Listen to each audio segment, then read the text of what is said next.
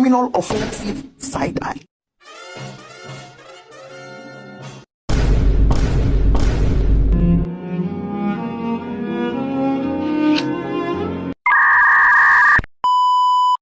A few moments later. Siap-siap, gelombang PHK massal kembali bergulir ya.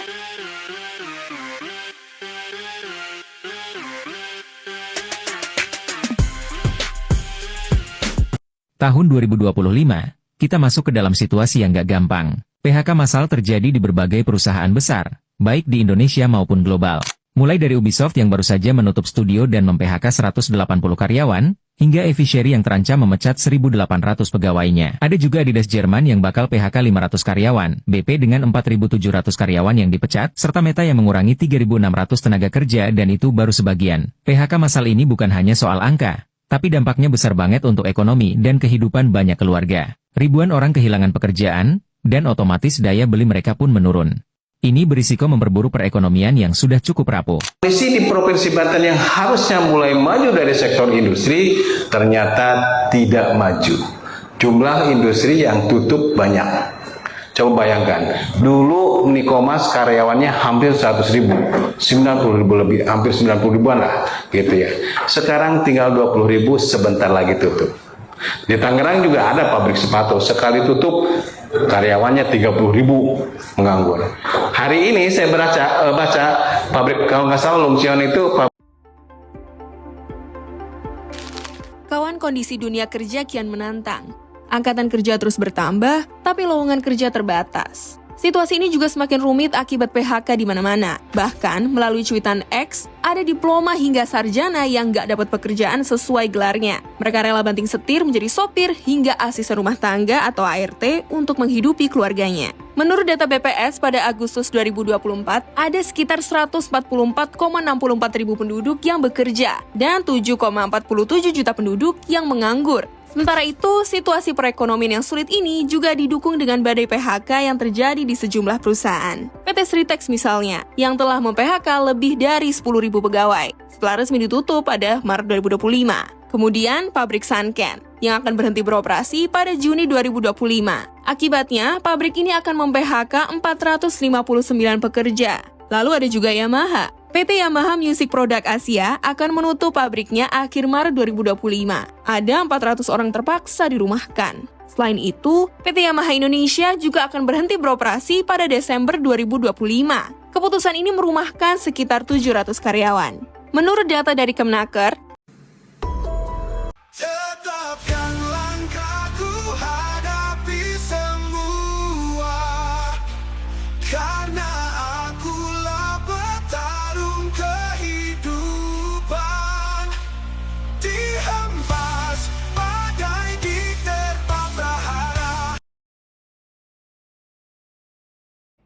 halo semuanya, perkenalkan nama aku Erisanti, aku dari NIM 11241136.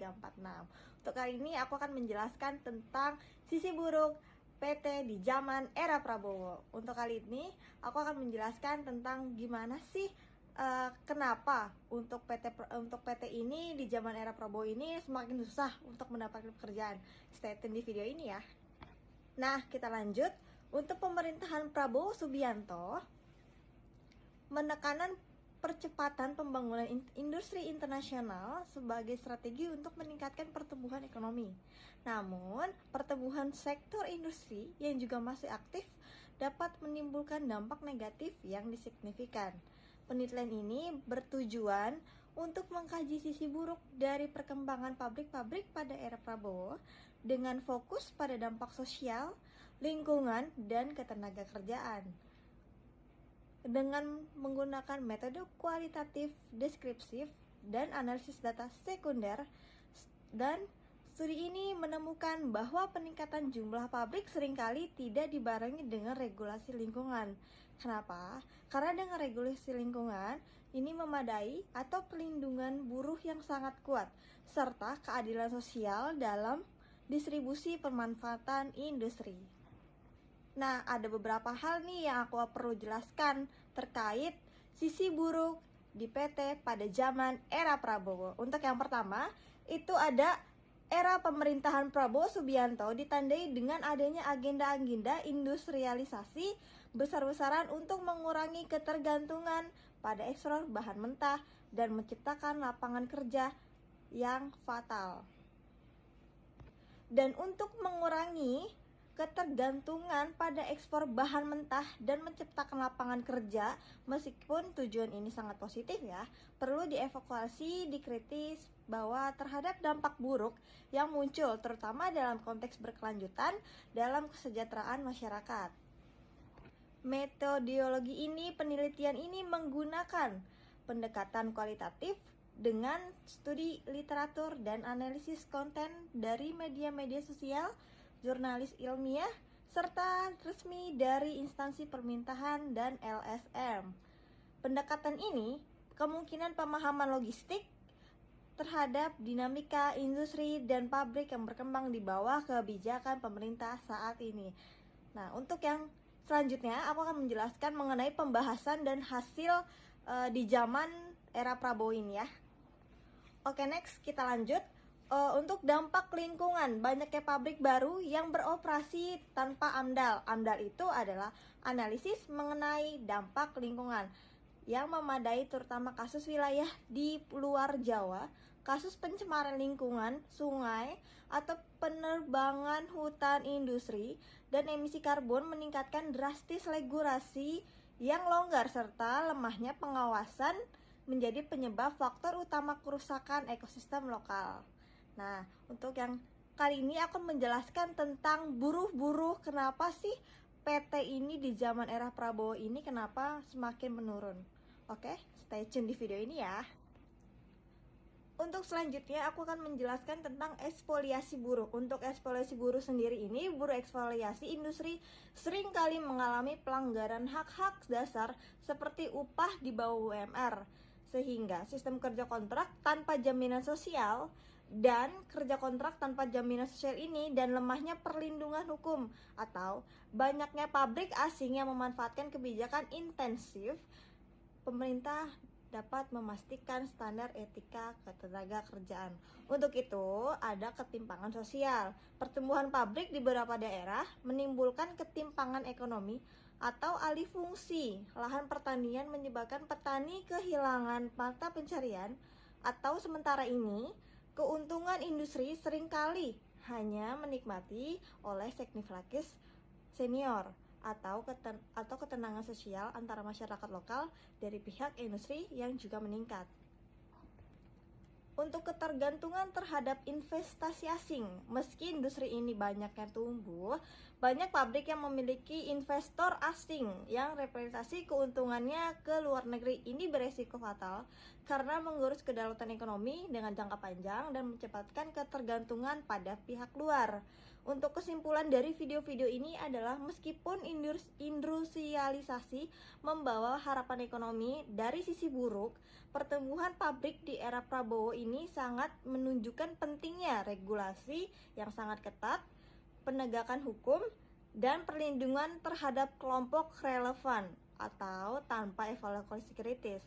Dan dampak negatif ini bisa dilampaui manfaat dengan jangka pendek yang diperoleh. Untuk sarannya, pemerintah selalu memperkuat pengawasan lingkungan melalui badan independen, kebijakan industri yang harus disertai dengan perlindungan hak-hak buruh atau keterlibatan masyarakat lokal dalam pengambilan keputusan industri perlu ditingkatkan lagi karena transparansi ini dan akuntabilitas ini dalam perizinan industri harus menjadi prioritas. Ya, balik lagi kita akan lanjutkan terhadap sisi gelap PT atau persarewan terbatas.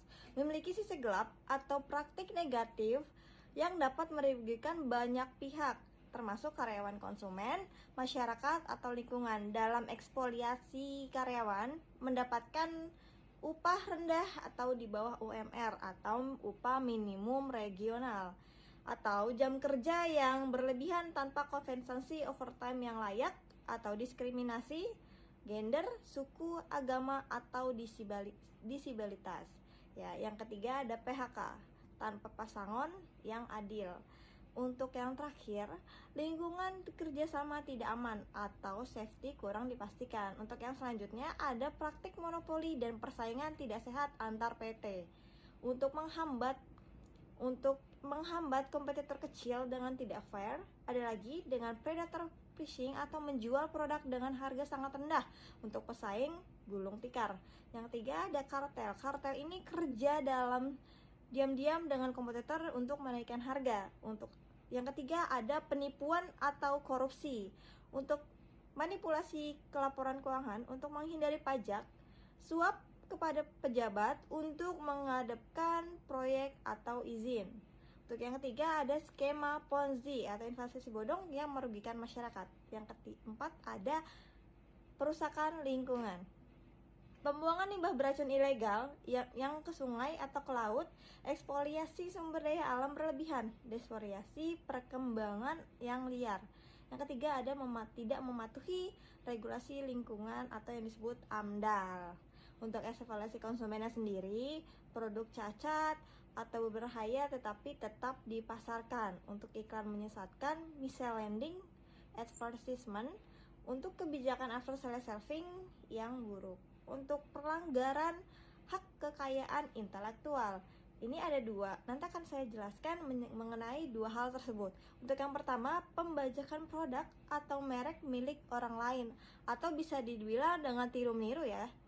Yang kedua ada plagiarisme konten atau desain tanpa izin. Mungkin customer bagian sana mencuri atau membuat konten-konten atau desain-desain yang mirip dengan produk aslinya sehingga mereka membuat barang tersebut dengan KWA-nya atau pemalsuannya. Reinkarnasi bisa disebut ya dengan itu. Untuk praktik outsourcing dan kontrak kerja tidak manusiawi, itu memperkerjakan karyawan outsourcing tanpa jaminan tetap dan kontrak kerja dipersulit untuk menghindari tanggung jawab. Untuk peran dalam politik dan pengaruh kebijakan, lobby politik untuk kebijakan yang menguntungkan perusahaan terhadap merugikan publik. Untuk penandaan partai politik untuk mendapatkan proyek yang strategis.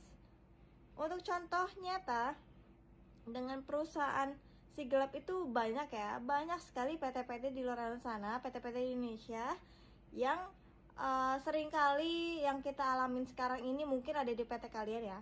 Cuman di PT ini mungkin ada banyak yang misalnya dituding merusak lingkungan Papua dan menggeruk keuntungan besar dengan bagi hasil yang tidak adil.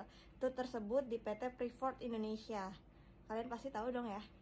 Untuk ada lagi nih untuk PT yang terlibat pembakaran lahan di gambut ilegal. Jadi mungkin ada terlibat pembakaran lahan dengan yang ilegal tanpa izin dari pemerintah gitu. Dan ada skandal korupsi yang manipulasi dana atau pembohongan atau bisa jadi korupsi pada PT tersebut. Untuk selanjutnya, aku akan menjelaskan Indonesia menghadapi tantangan serius di sektor manufaktur dengan penutupan beberapa pabrik besar pada awal tahun 2025. Untuk kondisi ini menimbulkan kekhawatiran akan dampak ekonomi yang sangat luas, termasuk potensi yang hilang ribuan pekerjaannya di era zaman Prabowo Subianto.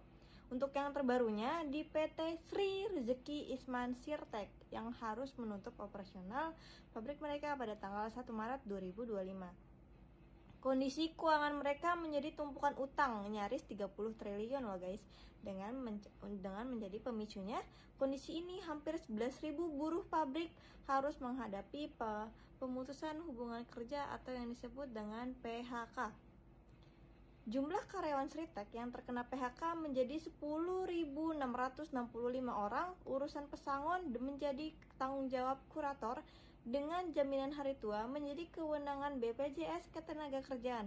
Untuk kata Dinas Perindustrian dan Tenaga Kerja atau Disnaker, Sukoharjo Sumarto dikutip dari keterangan tertulis pada tanggal 28 Februari 2025. Untuk secara rinci, pekerja yang terkena PHK ini pada tanggal 1 Januari 2025 di PT Britex Semarang adalah 1065 orang, lanjut ke PHK pada tanggal 26 Februari 2025. Terdapat pekerja Sritex Sukoharjo sebanyak 8.504 orang. PT Primaduya Boyolali sebanyak 956 orang. PT Sinar Panja Jaya Semarang sebanyak 40 orang. Dan PT Britatex Semarang sebanyak 104 orang yang terkena PHK. Dengan begitu jumlah PHK di Indonesia adalah 10.665 orang. Sebelumnya, PT Sanken juga memilih ikutan menutup ini produksinya di kawasan MM 2100 di Kabupaten Bekasi, Jawa Barat per Juni 2025. Akibat penutupan pabrik ini, 456 karyawan buruh pabrik Sanken terkena pemutusan hubungan kerja atau PHK. Kerugian yang terus-menerus pada tahun 2019 menjadi pemicu utamanya.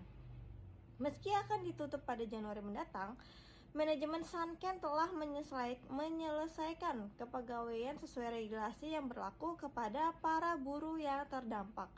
Nasib yang sama juga dialami oleh PT Yamaha Music Production Asia, di mana harus rela menutup 2 pabriknya karena kondisi yang tak menguntungkan atau rugi menjadi triliunan. Untuk kondisi ini membuat 1.100 buruh terancam PHK. Presiden Federasi Serikat Pekerja Metal VSPMI, Riden Hatam Aziz atau dia mengatakan 2 pabrik Yamaha divisi musik akan ditutup pada Maret dan Desember 2025. Untuk perusahaan akan menindas basis produksi kedua yaitu ke Cina dan Jepang. Sementara itu, PT Gunbuser Nickel Industry atau PT GNI, perusahaan smelter nikel yang berlokasi di Marolawi, Sulawesi Tengah juga dilaporkan mengalami penurunan produksi yang signifikan dan berpotensi mengalami kebangkrutan. Ancaman ini muncul akibat keputusan perusahaan untuk memangkas produksi nikel secara signifikan. Kondisi ini membuat sejumlah alat perusahaan terparkir secara rapi. Dalam laporan Bloomberg disebutkan bahwa PT GNI telah menunda pembayaran kepada pemasok lokal sehingga kesulitan memperoleh biji nikel. Kondisi ini berlangsung selama beberapa bulan terakhir setelah perusahaan induknya Jiangsu Delongji Nickel Industry Co mengalami masalah. Pabrik ini pemurnian tersebut kemungkinan akan segera menghentikan produksi jika situasi ini terus berlanjut, tulis Bloomberg. Selain masalah keuangan produksi industri, penurunan harga nikel di global sejak tahun 2022 juga menjadi faktor memperburuk kondisi PT GNI ini. Atau penurunan harga ini menyebabkan produksi biji nikel di Indonesia memperketat selama hampir 1 tahun terakhir. Untuk yang selanjutnya, saya akan menjelaskan tentang sisi gelap yang mungkin sering terjadi di PT-PT Indonesia. Untuk dampak bagi karyawannya sendiri, terdapat PHK massal yang karyawannya bisa hilang tanpa kompensasi yang memadai atau hak yang tidak dibayar. Gaji, pesangon, tunjangan atau THR mungkin tertunda dan tidak dibayar sama sekali. Dan yang ketiga, sulit mencari kerjaan baru atau kesulitan mencari kerja baru. Karyawan yang di PHK dari perusahaan bangkrut mengalami kesulitan mendapatkan pekerjaan baru karena stigma negatif. Yang kedua, ada dampak direktur dan pemasok. Untuk tagihan tidak dibayar, perusahaan bangkrut seringkali tidak mampu melunasi utang ke bank, pemasok, atau direktur lainnya.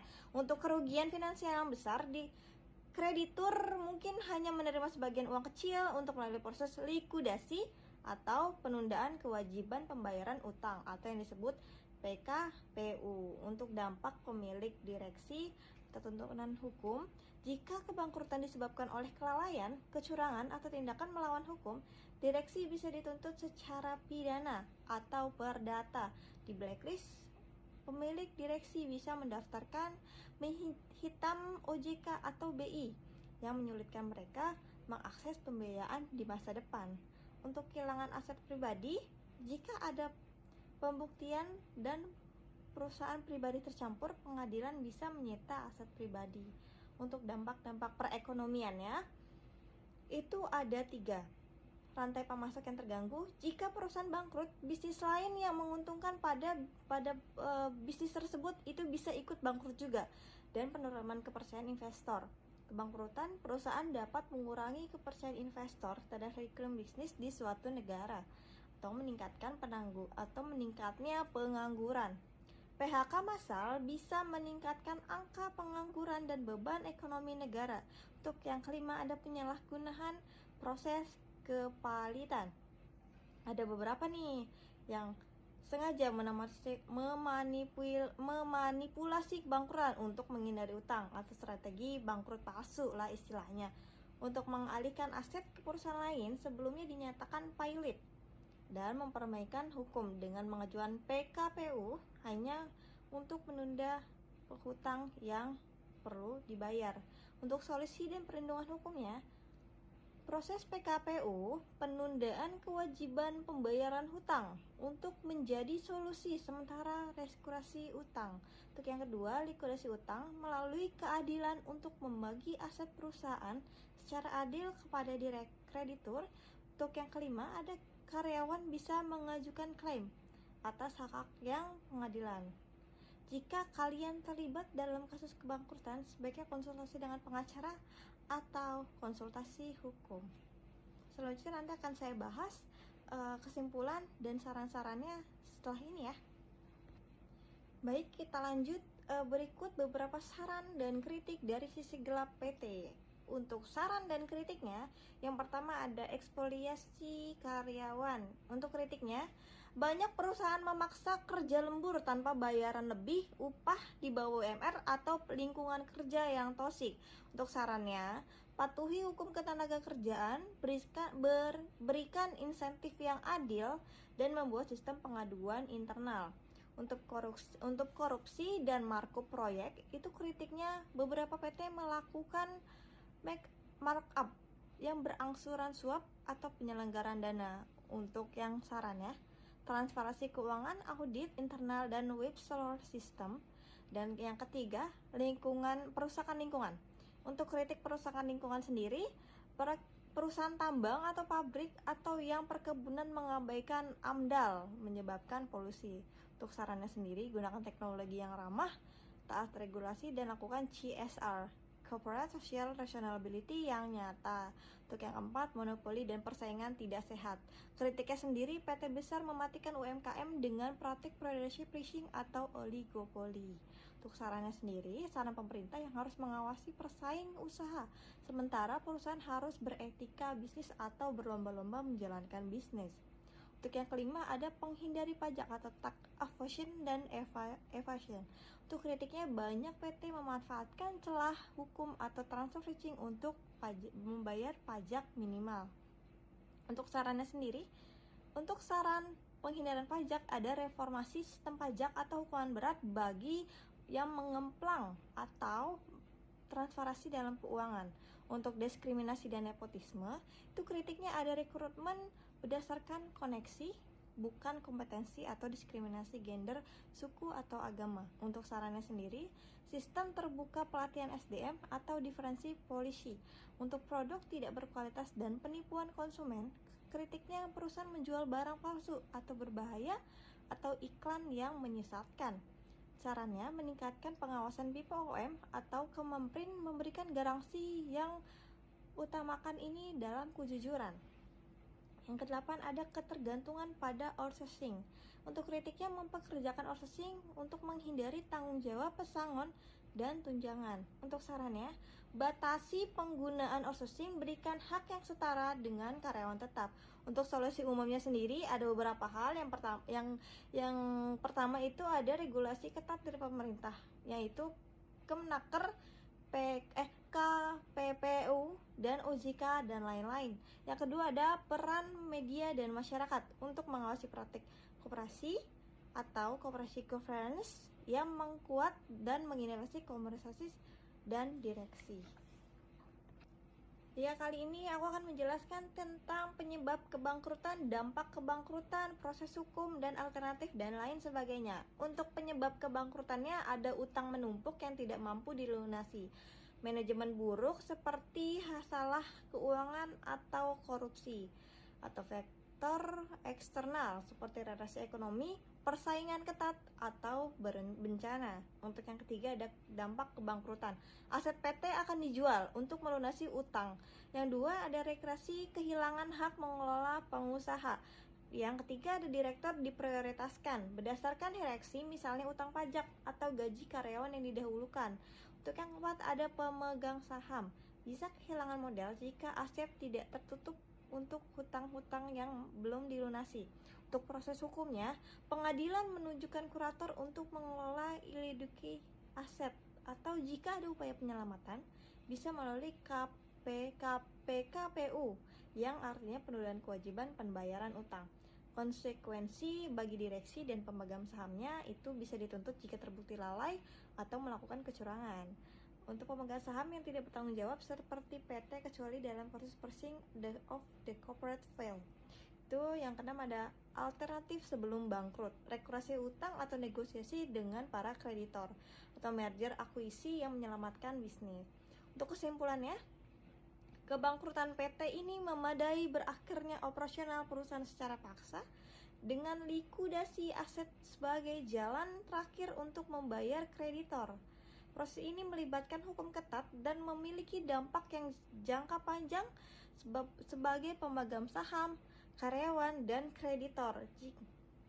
Jika Anda mengalami di PT-PT tersebut, Anda bisa konsultasi atau konsultasi kepada pengacara, atau kalian bisa mencari pekerjaan baru sebelum Anda resign. Begitu dulu yang saya jelaskan mengenai dampak sisi buruk PT di zaman era Prabowo ini. Semoga bermanfaat ya. Dadah.